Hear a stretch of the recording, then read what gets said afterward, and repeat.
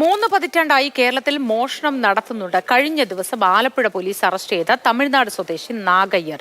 പ്രത്യേക അന്വേഷണ സംഘം തമിഴ്നാട് അതിർത്തിയിൽ നിന്ന് സാഹസികമായി പിടികൂടിയ കല്ലട്ടാർ സംഘത്തിലെ സഹോദരന്മാരാണ് കള്ളന്മാരെ നാഗർകോവിൽ പോലീസിന് കൈമാറി.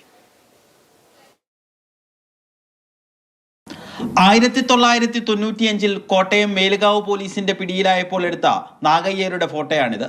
പിന്നീടും പലതവണ ഇയാൾ കേരള പോലീസിന്റെ പിടിയിലായിട്ടുണ്ട്. 2010 കറുപ്പയെ മോഷണക്കേസിൽ കായംകുളം പോലീസ് അറസ്റ്റ് ചെയ്തിരുന്നു. ജയിൽ ശിക്ഷ കഴിഞ്ഞ് പുറത്തിറങ്ങി കുലത്തൊഴിൽ തുടരുന്നതാണ് ഇവരുടെ രീതി.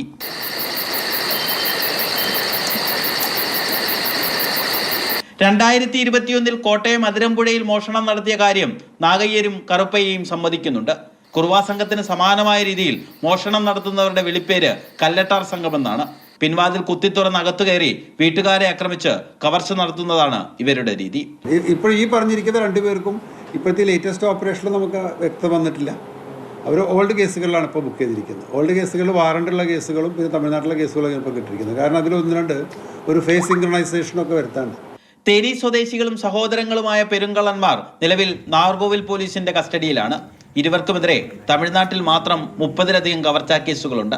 നാഗയ്യരും കറുപ്പയ്യയും കേരളത്തിൽ കൂടുതൽ മോഷണം നടത്തിയിട്ടുണ്ടോ എന്ന് ക്രൈം റെക്കോർഡ്സ് ബ്യൂറോയുടെ സഹകരണത്തോടെ പോലീസ് പരിശോധിക്കുകയാണ്. മാതൃഭൂമി ന്യൂസ്, ആലപ്പുഴ.